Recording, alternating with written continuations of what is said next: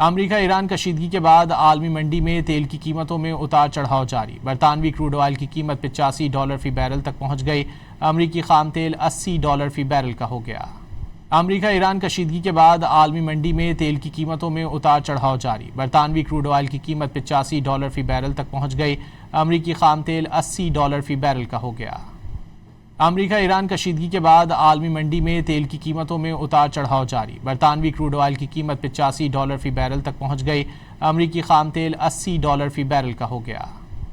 America Iran कशीदगी के बाद आलमी मंडी में तेल की कीमतों में उतार चढ़ाव जारी। बरतानवी क्रूड ऑयल की कीमत $85 फी बैरल तक पहुंच गई।